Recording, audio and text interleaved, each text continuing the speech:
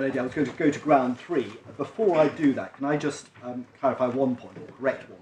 Yes. I said in relation to in Corbyn and King that business was not defined, as your ladyship and your auditors may have noticed, if one in fact looks at paragraph 14, which is at tab 6, page 156, business is bolded, so it may be that it was defined. What I can say is the definition played no part in the hearing, so it was no part of the argument to seek to analyse it by reference to whatever business was defined in that case, assuming that the bolding reflects some form of definition. So I shouldn't say that it wasn't defined. It looks like it might have been, but it formed no part of the argument. With that, can I turn to ground 3? And that's the question whether any losses here should be aggregated. And this raises, as I've already indicated, a very short question of corrective interpretation. And if we turn to the clause, which is Supplemental Bundle tab 2, page 131, the question is whether the phrase under subparagraph 2, starting with the liability of the insurer, and in particular the part which says any one claim in the aggregate during any one period of insurance shall not exceed £500,000, should be corrected to read for any one claim and in the aggregate during any one period of insurance, etc. That's the question. Should there be a conjunction and, as between any one claim and in the aggregate, or not? And the legal principles are not in dispute. The judge set them out. I'll just give reference: Core Bundle, tab 11, page 232, paragraph 552. We set them out in our skeleton as well. Core Bundle, tab 7, page 78, paragraph 41. But in short, in order to engage in corrective construction, that's to say, to essentially correct a clause by way of interpretation rather than by rectification of the document, you need to show two things. First is that there is a clear mistake on the document, and the second is it must be clear what the correction is. So you need to establish that those two elements, they're obviously separate requirements, but the two elements may obviously feed into each other. And again, I don't intend to take your ladyship and lordships to it unless you wish me to. The key authorities are in the bundle: Chartbrook and Persimmon. Authorities, tab 4, page 77. The relevant section of Lord Hoffman's judgment is paragraphs 22 to 25. That's where the principles are set out. The judge found that first, there was not a clear mistake, and secondly, in any event, the correction required to cure the mistake, even if there had been one, was not clear. And that part of the judgment is Core Bundle, tab 11, page 232, paragraphs 554 to 556. So that's the question, a very narrow one. So turning to the two requirements. First, is there a mistake? Is it clear that there has been a mistake here? We say there clearly has been a mistake. And indeed, as the judge noted in his judgment, Mr. Gruder below accepted, this is paragraph 554 of the judgment, that something had gone wrong, and indeed said correctly that there were two options for correction. One was to do what we were suggesting, which was to add in the word and the alternative was to delete the section after any one claim and delete the 9 words that follow up until shall not exceed £500,000. Now the judge said he wasn't convinced by that because he said it wasn't unusual to have surplus language in a contract, and he was therefore not convinced that the mere fact that there was unnecessary language meant that there had been a mistake. But we say, saying any one claim in the aggregate during any one period of insurance makes no sense. Aggregate clearly has a specific meaning in an insurance policy. It is nonsensical, i.e. it's clear there is a mistake, it is nonsensical in an insurance context to talk of one claim in the aggregate. That's just not how aggregate is used. Let alone one claim in the aggregate during any one period of insurance. It's simply incoherent. So it is not simply a question of there being surplus or unnecessary language, but of there having been a mistake, as Mr. Bruder accepted below. So we do say that the judge was wrong to say, well, this can be explained away by unnecessary language, and therefore you can't necessarily conclude that something's gone wrong here. We say, when you look at the terms, it does make no sense in an insurance policy. It is nonsensical. And we can see elsewhere in this clause, and we'd have to go to the policy more generally, that there are some obvious mistakes. And if we look at the, for example, the fourth line of the main paragraph of the clause, we see the duration of such prevential hindrance of us. That clearly means use. This is not clearly a perfectly drafted clause, which reinforces, we say, that one can be confident that this is a case where there's a mistake. That is not, it's not an intentional use of surplus language. It is like the use, missing, there it's missing a letter, here it's missing, we would say, it's my second argument, conjunction, but a mistake there certainly has been, we would say. So that's the first part that I need to satisfy you of. The second aspect is whether... Sorry, what does any one period of insurance mean when period of insurance is a defined term? Yes. Meaning from the effective date to the renewal date. Yes. So it covers the whole period of cover under this policy, doesn't it? Yes. So how can there be more than one period of insurance? Yes, I accept that, but obviously the first question in relation to this is whether there's a mistake. So the first question is there a mistake? And the second question is what the correction is. Your Lordship's point, if I've taken it correctly, maybe I haven't, it is in relation to the during any one period of insurance. Is that a necessary element? Is that your Lordship's point? As in, it would always be during any one period of insurance, as in it wouldn't arise outside the period of insurance, or have I mistaken your Lordship?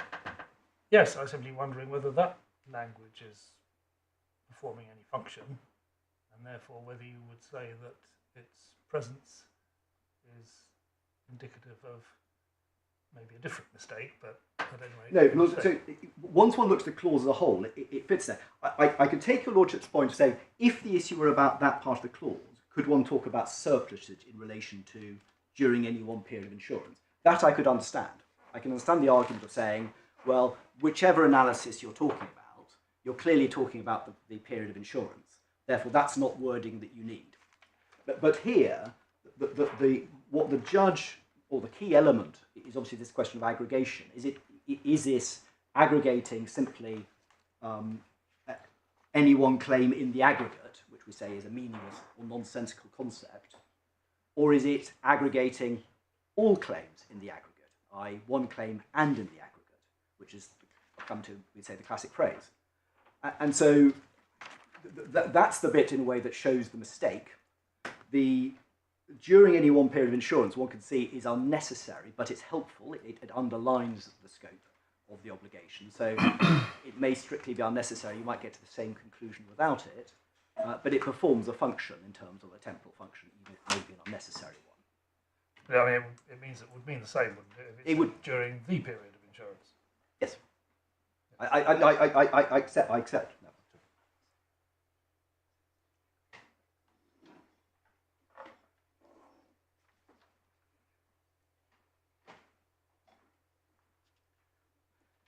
Yes, I mean, what's being said is it has particular relevance in the context of an aggregation clause, because obviously the question is, what period are you aggregating?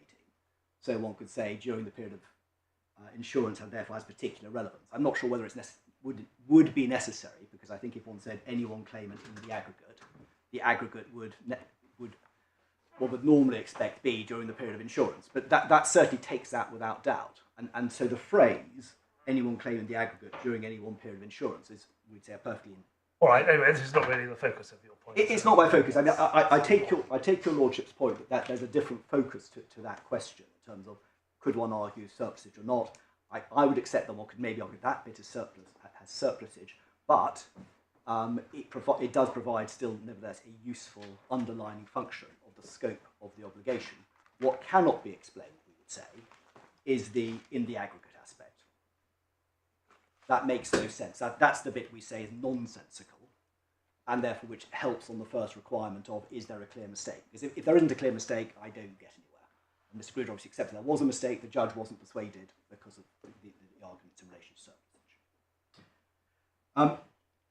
So if I've satisfied the first question that something's gone wrong here, that there is a clear mistake with this clause, the second question is, well, what does one do? How would this be corrected? And more precisely, is there a clear correction, obvious correction to make, or is the answer unclear? And the options which were posited by I below, and I accept that the options one could put forward, would be to delete the language from any one claim, in the aggregate during any one period of insurance, delete that entire part, so the 9 words, or what we contend, or just the 3 words in the aggregate.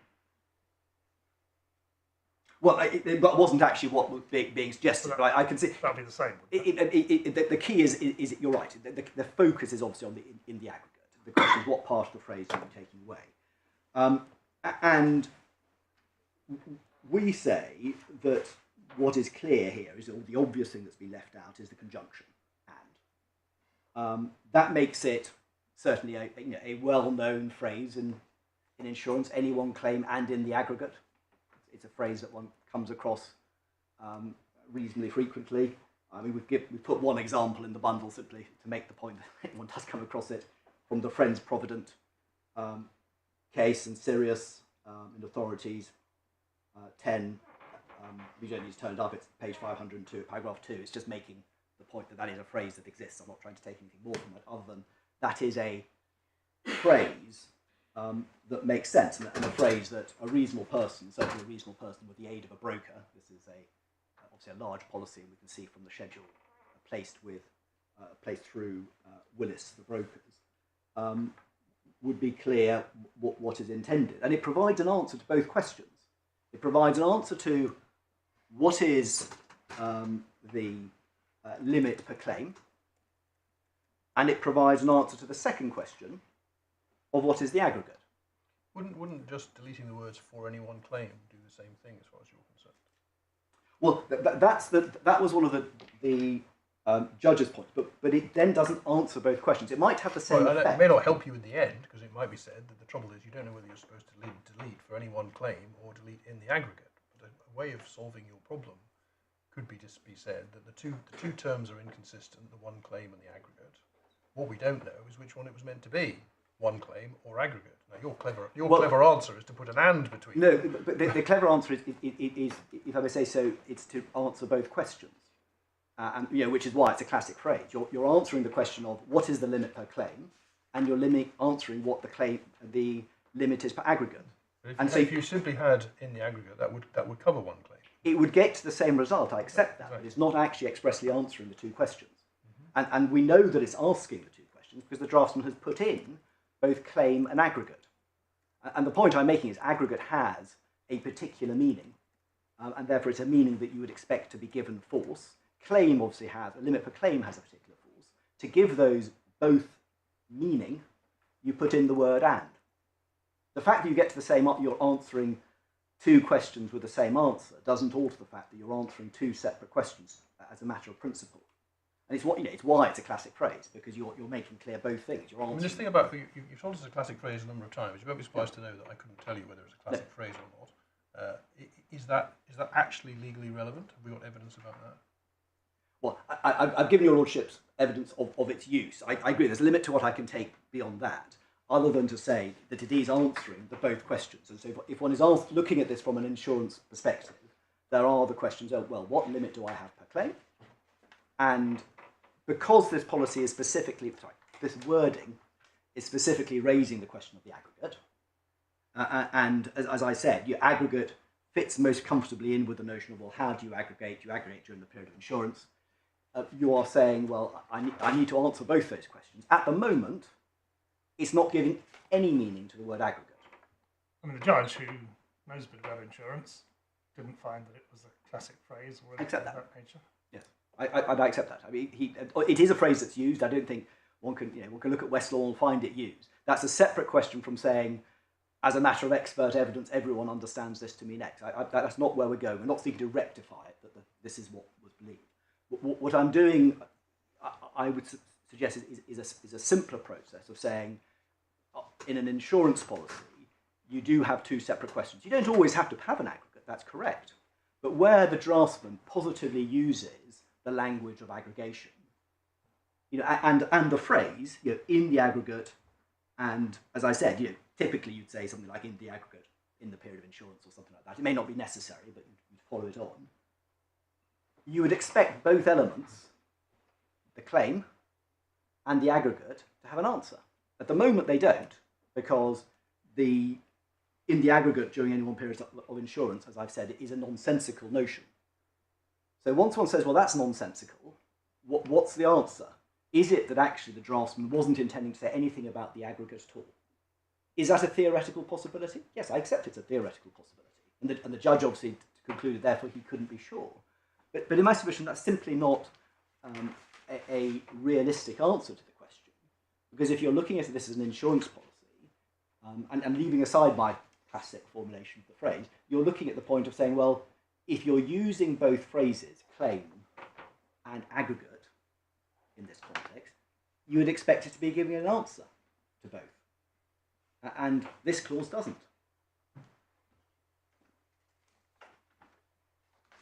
And the answer, in a way, I mean, this is sort of a supportive point rather than a definitive point on its own, is one can easily see how and has been left out in transposition. By contrast, it's quite difficult to see how you would have added in the aggregate, in particular in the aggregate during any one period of insurance, by simply mistake. So if I'm right about, and obviously there are two parts of it. If one starts with the notion that I'm right, that it is nonsensical, then one has to say something has gone wrong. What has gone wrong? Is it someone adding in several words which shouldn't be there at all? Or, and then not giving meaning to the first part of the clause? Or is this, as we say, answering both questions? So I mean, that is, I mean, I don't want to make this any more complicated than it is. I mean, that's the submission on it. But we do say, it's obviously quite an important point if it arises, and it is one that we say when one looks at it as an insurance policy answering questions, actually does lead to only one answer. IEH now run a new point, which they didn't run below, which is to say, well, even if you get over that hurdle, it's not good enough, because on this premise, we have or may have succeeded on the per premises analysis. And so it would still beg the question as to whether, if it read as we said, i.e.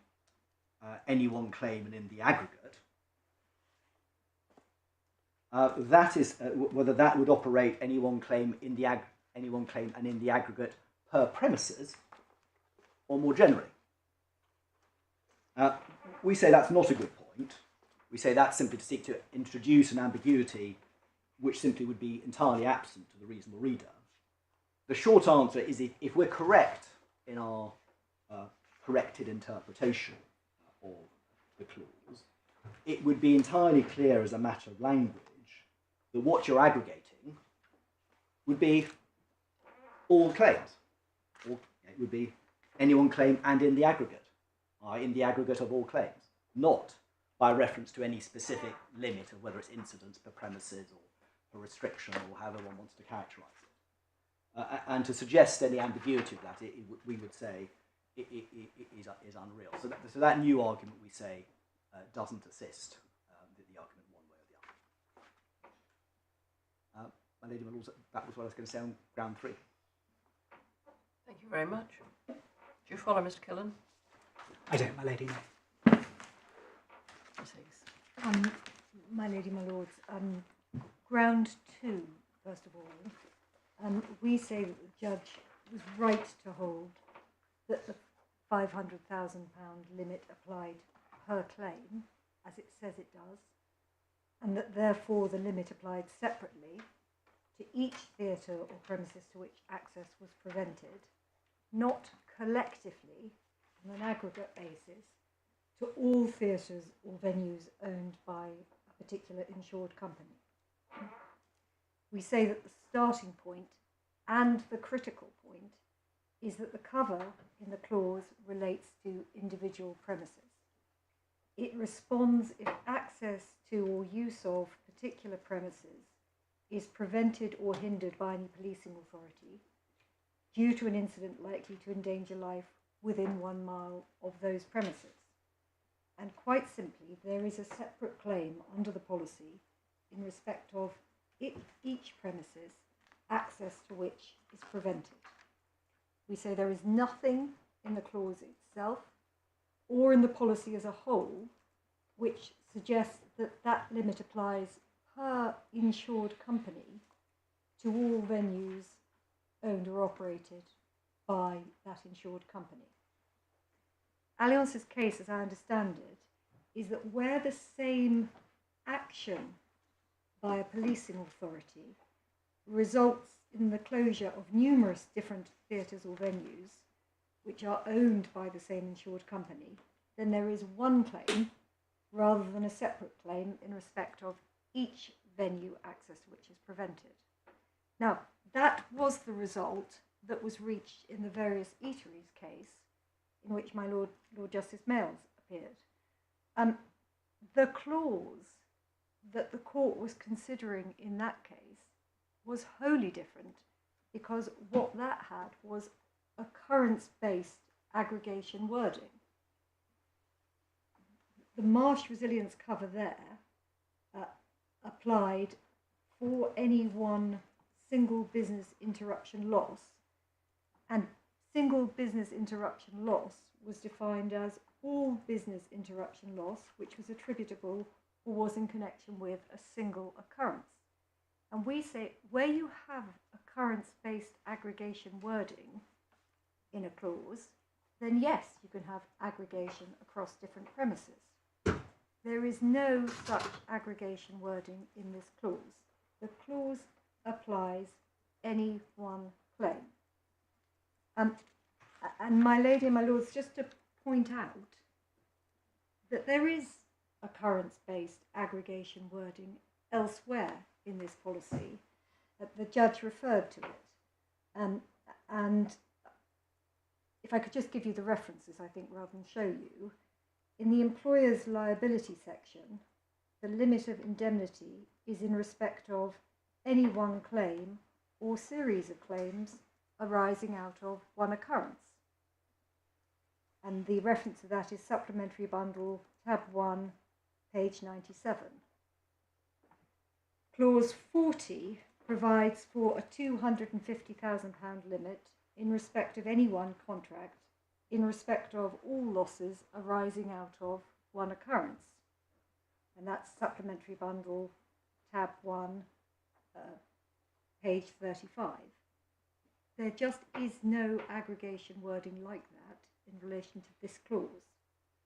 Now, the only clause which Allianz can point to, and which Mr. Doherty did take you to this morning, is the deductible clause. And if we could just briefly look at that.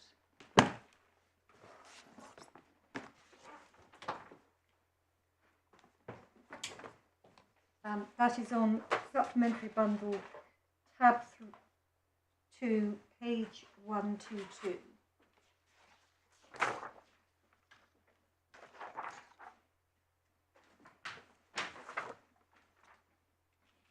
There we have property damage, sorry, it's S36.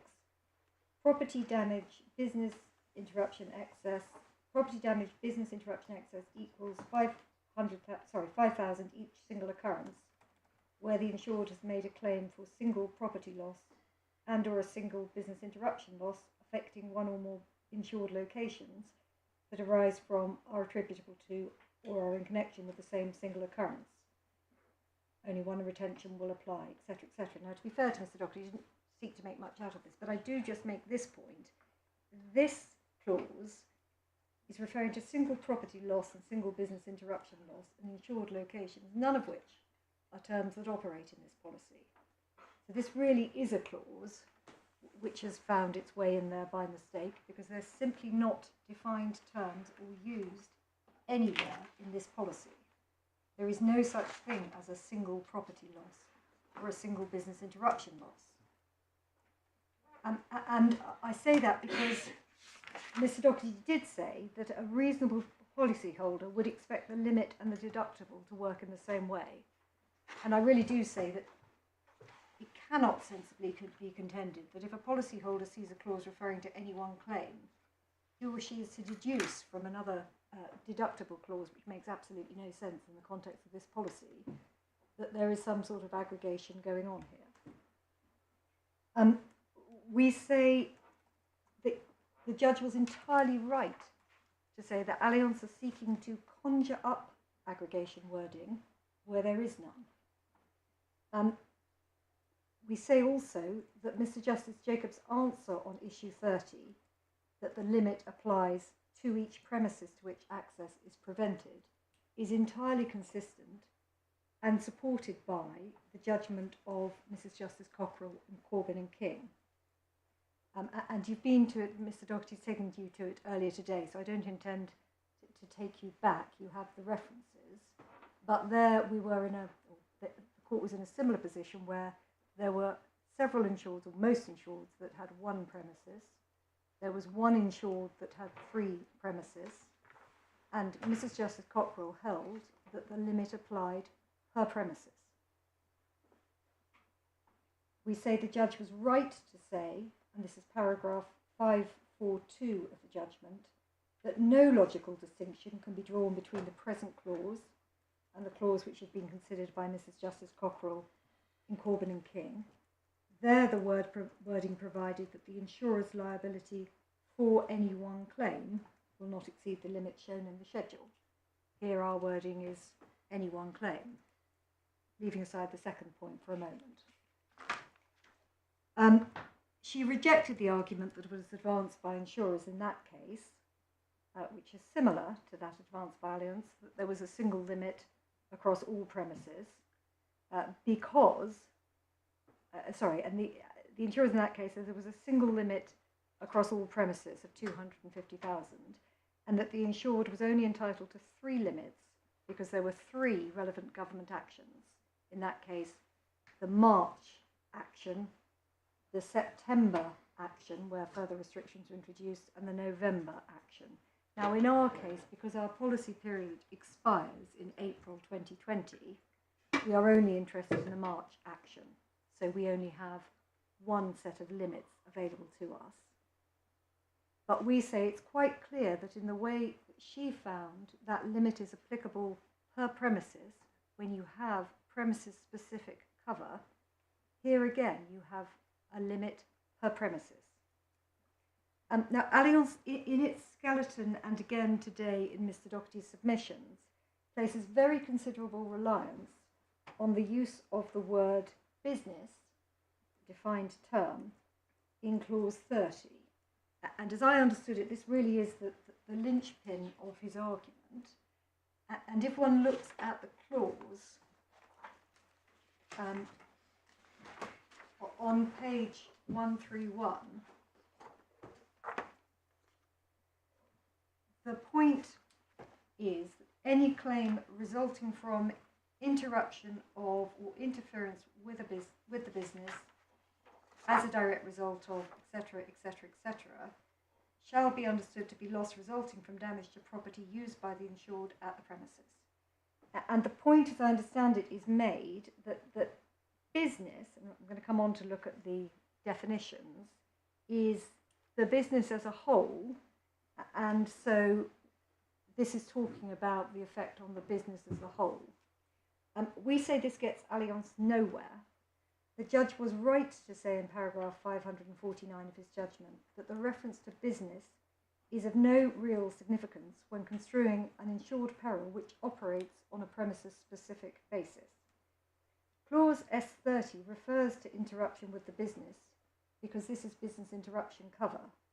That's the reason for and the only significance of the reference to the business in clause S30. Now, I don't want to have a foray into various eateries if I don't need to, but we suspect that one of the reasons why this emphasis is being put on business is because in various eateries, my Lord Justice Mayles made a comment that the aggregation wording that aggregated losses across various premises was confirmed. The fact that aggregation could occur across different insured premises was confirmed when the relevant insuring clause was examined in light of the definitions it contained. And my Lord made the point there that the insured's business was defined as operating a chain of Italian restaurants, that is to say, by reference to the business as a whole. And we suspect that's where the emphasis on business or the support that Mr. Doherty's trying to get. But the starting point in that policy was occurrence-based aggregation wording, all losses arising out of any one single occurrence. Here there isn't any such aggregation wording. Now, just looking at how business is defined in this policy, and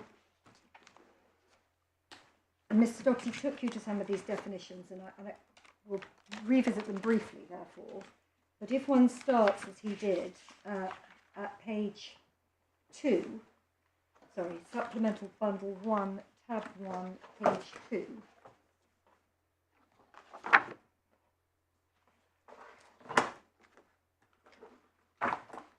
we have the definition of business, the business description stated in the schedule. And if one flicks all the way forward to the schedule, which is the first page of tab 2, we have in the middle of the page business description. Theatre, cinema, concert hall, ticketing and restaurant owners, operators, managers, theatre production company, marketing, design, communications, full service digital media and marketing agency. And as Mr. Doherty showed you, it's slightly amended on page 122, and there is one additional, and I'm afraid I've forgotten what it is, but there is one additional thing which has been added, and I can't remember what it is, I'm afraid, but it's very similar. But what that is a compendious description of all the different businesses that different insured companies carry out at different premises. They do not carry out the business of a concert hall at all their premises, or indeed the business of design at all their premises. Different premises have different businesses.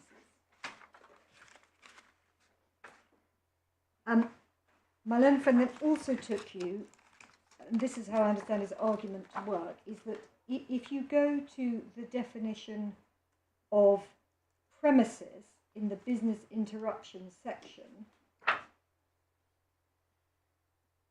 you need to start with the business interruption definition, I think, which is at the top of the page. Loss resulting from, I'm so sorry, did I give you the page number? It's page 43. 43. Page 43. top of the page, definition of business interruption, loss resulting from interruption of or interference with the business carried on by the insured at the premises in consequence of an event or property used by the insured at the premises for the purpose of the business. And then one goes down to premises, where the definition is the buildings at the address or addresses shown in the schedule occupied by the insured for the purpose of the business. And as I understand it, what is said is this is contemplating that insureds may have more than one address, and so when you're looking at the premises and the business that's being carried on, it's across all the different premises. Now, Mr. Doherty fairly told you that there are no addresses set out in the schedule, and I do say that's a very unpromising starting point to say that that's how premises must therefore be understood in this policy. All the premises operated by any one insured company, when there aren't even the addresses set out. And we say this is really very simple. The cover is a cover which responds where premises, particular premises, the access to them is hindered or prevented by a policing authority. And that gives rise to interruption to the insured's business, and that gives rise to a claim. Each separate premises gives rise to a separate claim. We do say that my Lord Justice Males is correct to say that it is relevant when construing this cover and the policy wording generally that most of the insured companies insured under this composite policy own or operate one theatre. Those insureds have a per premises limit of £500,000 under this clause for any one claim.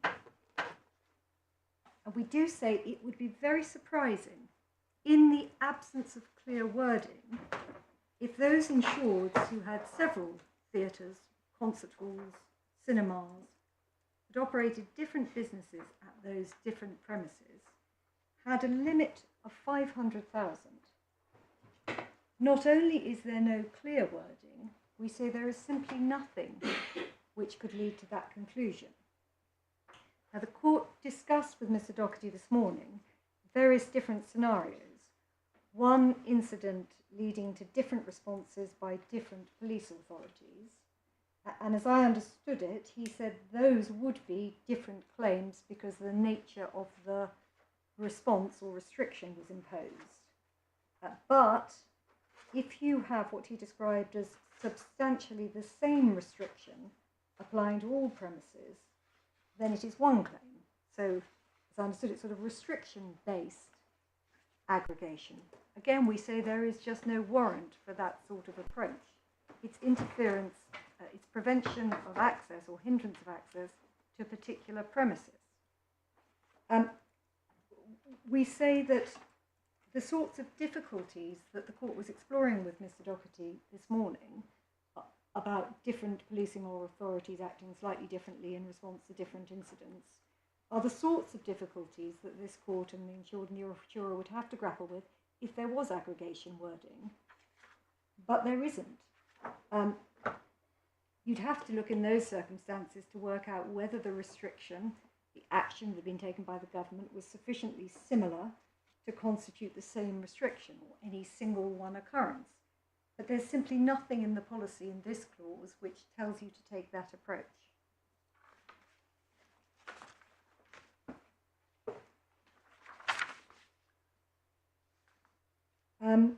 Is it right that all of the insured were subsidiaries of the first claimant?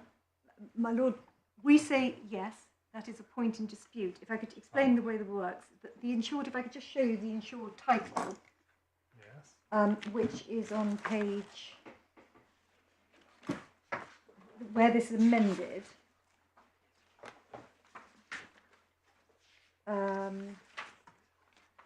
apologies, I've lost the page. I've got the page reference for the amendment. Have you got the page oh sorry, it's page 122.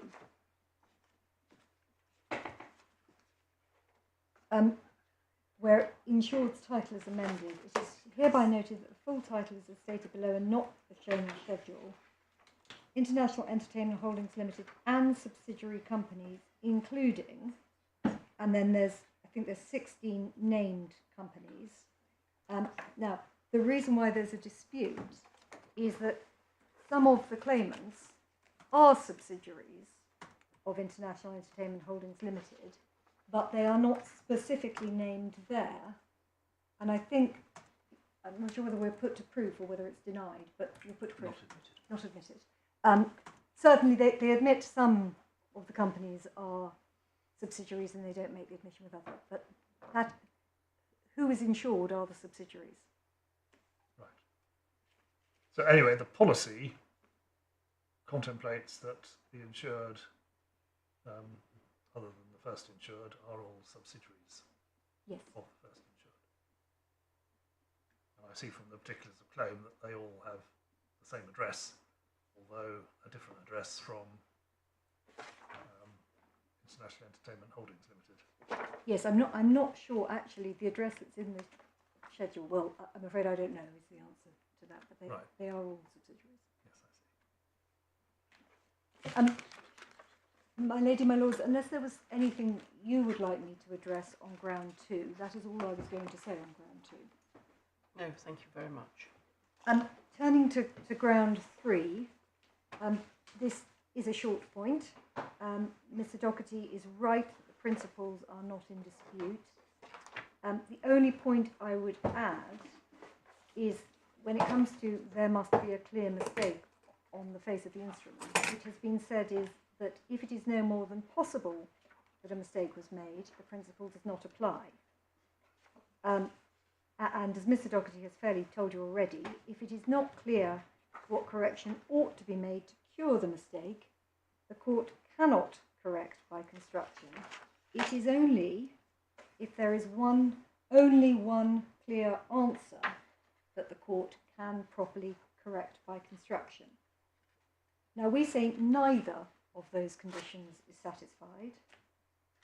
As to a mistake, I accept that it is possible that a mistake was made in this clause, because like many aspects of this policy, it's not terribly well drafted and it gives rise to some questions. But I certainly don't say it is clear that a mistake was made. Mr. Justice Jacobs, a very experienced insurance judge, was also not clear that a mistake was made, because he said it's not uncommon for insurance policies to contain superfluous words. And it is right just to note that what Mr. Gruder said at first instance was something has gone wrong with the language. And what the judge interpreted that to mean is Mr. Gruder was inclined to accept that there was a mistake. I just want to make clear that Mr. Gruder did not say that the first condition was satisfied. So I say it is possible that there was a mistake, but it isn't clear as it needs to be for this correction by construction to get off the ground. And this is perhaps only a very forensic point, but we do say that it is somewhat telling that Mr. Doherty and Mr. Killen didn't take this point in their pleaded case. It was only in their skeleton for the preliminary issues trial that they raised the point at all. So it does appear that it also wasn't clear to some very experienced insurance practitioners as well. But in any event... That's your tit for tat. That's my tit for tat. Mr. Gruder, is it? Got it out now. But in any event, we do say that even if the court concluded it was clear a mistake had been made, it is certainly not clear what correction must be made to give effect to the party's intentions. I accept that a possible amendment that could be made would be to add the word "and," which is what my learned friend contends for. But that addition would make the word "any one claim" superfluous, because, as my Lord Justice Birss rightly pointed out, if there's an annual aggregate, there is no need to specify an any one claim limit. The annual aggregate operates. But Mr. Doherty and Mr. Killen say, oh, well, there are policies which use the language any one claim and in the annual aggregate, and in the aggregate. Now, I don't deny there are insurance policies that use that phrase. And Mr. Killen and Mr. Doherty have included one example in the authorities bundles.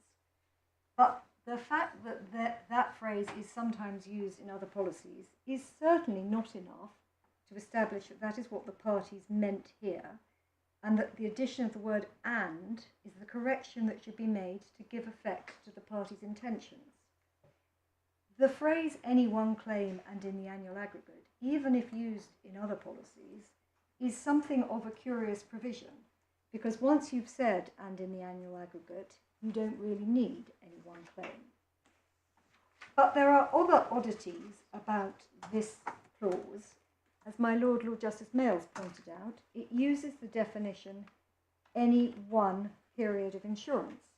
And for an annual policy of 1 year's duration, that's a surprising phrase, an unnecessary phrase to use. So we say that it is by no means clear that the correction that should be made, even if there has been a mistake, is the addition of the word "and."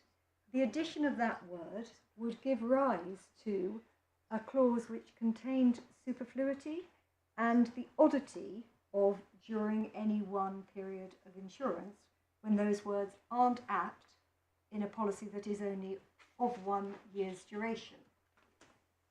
And we do say that the court should be particularly cautious before deciding that the only one clear answer is an answer that doesn't really make sense. We also say that Mr. Doherty and Mr. Killen can't satisfy the only one clear answer because there are lots of possibilities of how you might correct this clause.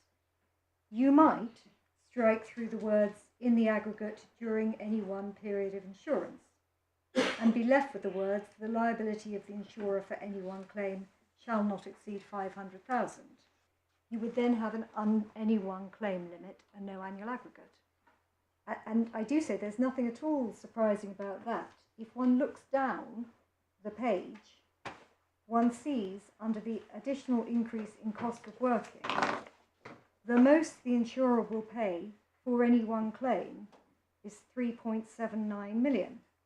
And then one looks down for the loss of attraction extension. The insurer shall not be liable for than 50,000 for any one claim.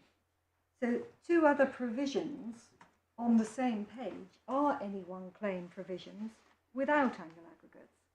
And I say it is just as possible that if there was a mistake, the mistake was including the aggregate language, it should have been removed. My Lord Justice Birss posited another possible correction that could be made, which is, or maybe it was my Lord Justice Mayles, the words "in the aggregate" could be removed, just those words. There are, in fact, quite a number of changes that could be made to this clause, and it is, in our submission, entirely uncertain which is the appropriate one to cure the so-called mistake and give effect to the party's intentions.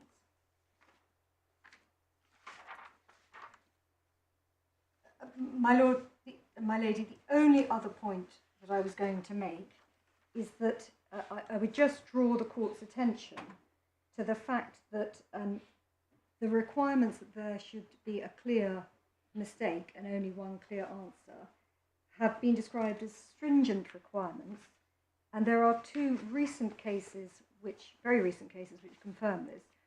One is the case of Bellini, in which my Lord Justice Mayles appeared, and that is in tab 3 of the authorities bundle, in which the tribunal decided it was not clear that a mistake had been made in that case. As did my Lord Justice Birss. I do apologise. Don't worry, I know it was a big surprise. I do apologise. The other was the case of Palladian Partners, which was a decision of Mr. Justice Picken at first instance. That is at tab 13 of the authorities bundle. And I should just tell you that that has also been upheld by the Court of Appeal. We haven't included that in the bundle, and that's my fault.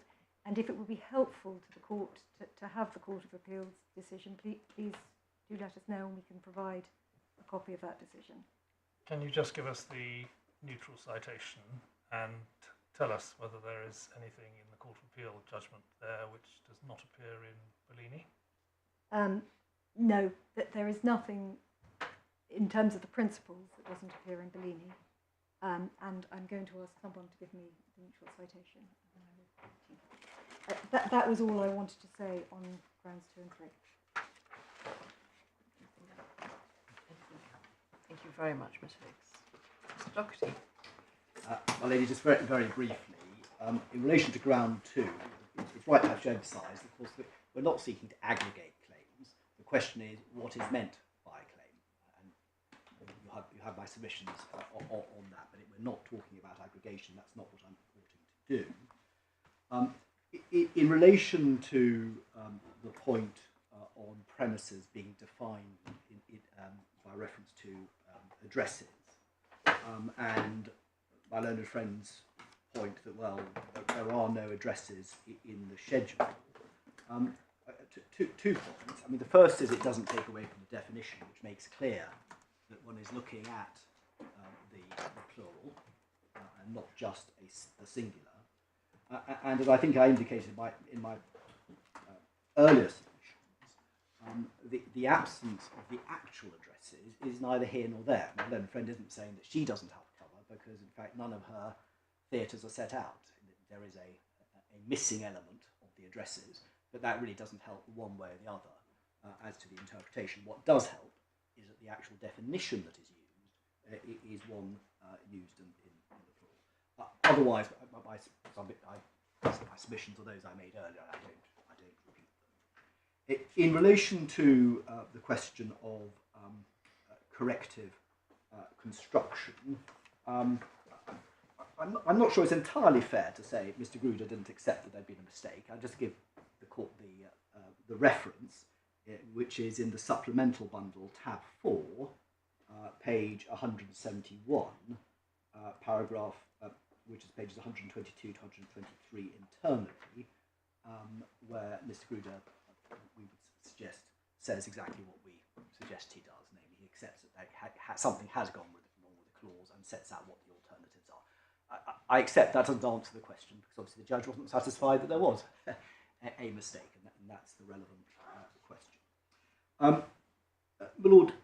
My lady, the only final point I was going to take to on this question of the of my submission, that what one is expecting and what one sees with our answer to on corrective construction, namely adding in the conjunction and that one is answering both questions, what is meant by claim and what is meant by aggregate. I made a submission, that's not an uncommon thing, it's something one would expect. I was just going to give an example of that within this policy, just so that one sees it. One can find that behind tab 1 of the supplemental bundle, page 35.